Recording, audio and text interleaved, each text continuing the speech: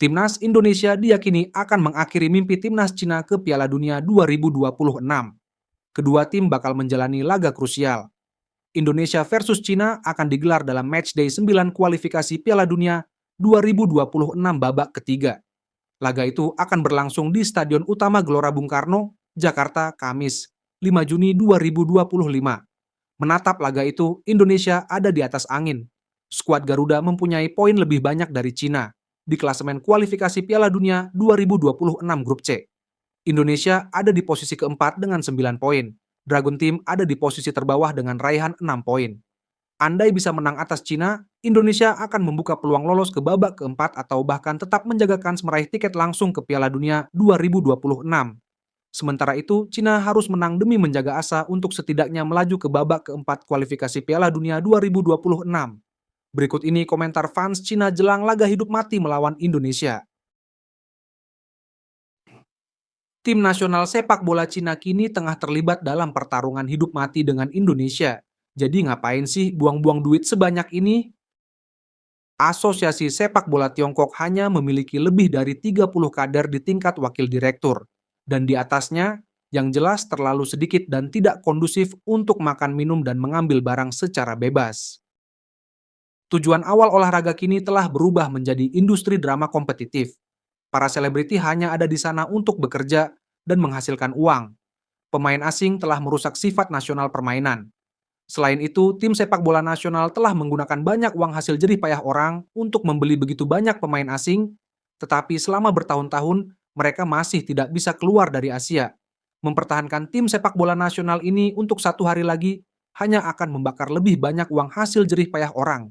Selain itu, keberadaan pemain asing telah mempermalukan kekalahan dan kemenangan tim sepak bola nasional, dan hanya akan diolok-olok oleh orang luar. Memalukan. Jangan kembali untuk siksaan kedua.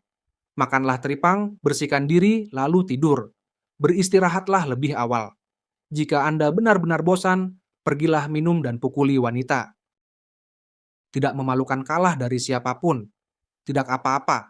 Kita punya banyak waktu. Selama negara baru tidak muncul, kita tidak punya tujuan. Mereka tidak akan bisa mengalahkan Thailand dan Vietnam lagi. Dan mereka bahkan tidak akan bisa mengalahkan Indonesia di masa depan. Kekalahan telak dengan skor 3-0. Saya sarankan untuk membatalkan tim sepak bola nasional, setidaknya untuk menghemat uang semua orang. Indonesia memang belum banyak mengenal timnas Cina. Kalau tahu, mereka pasti lebih berani dan 100% yakin menang. Yang dulunya pemain sepak bola yang sombong, kini menjadi bahan tertawaan di lapangan. Taktiknya sering kacau dan gerak kakinya tidak biasa seperti mencampur melon. Ia sering memperlihatkan perilakunya yang buruk. Lawan mengaku menang, dan tim sepak bola nasional panik dan kakinya mati rasa. Dana jutaan telah mengalir pergi, dan ambisi telah diberikan kepada burung gagak. Kapan ia tidak akan buta? Tim nasional sepak bola Tiongkok sekarang menjadi tim yang lemah dan tim manapun dapat mengalahkannya. Berhentilah berteriak. Kita lihat saja hasilnya besok. Jangan menonton jika kamu takut kalah. Aku tahu kamu kecewa, jadi kamu harus menjadi lebih kuat dulu. 60% menang, 30% seri. Apakah menurut Anda Cina tim yang lemah? Tim Indonesia bertekad untuk melaju langsung dan keinginan kuat mereka untuk menang bisa memacu semangat juang mereka. Menurut teori khayalan Anda, bukan tidak mungkin bagi tim nasional sepak bola Tiongkok untuk mengalahkan Spanyol. Setelah 2005, tim nasional tidak pernah masuk Piala Dunia, tidak pernah masuk semifinal Piala Asia, tim Olimpiade Nasional tidak pernah memenangkan medali di Asian Games, U23 tidak pernah tampil di babak penyisihan grup, dan U20 dan U17 tidak pernah masuk kejuaraan dunia pemuda. Bagi sepak bola Tiongkok, 20 tahun ini bukanlah waktu yang baik. Mungkin kemenangan atas Korea Selatan adalah waktu yang baik, tetapi bagaimanapun juga, 1-0 itu hanyalah kemenangan kecil dalam kekalahan besar. Namun, semua pencapaian ini berada di masa lalu. Pertarungan yang menentukan besok malam ada di depan kita. Sejarah masa lalu tidak memiliki nilai referensi.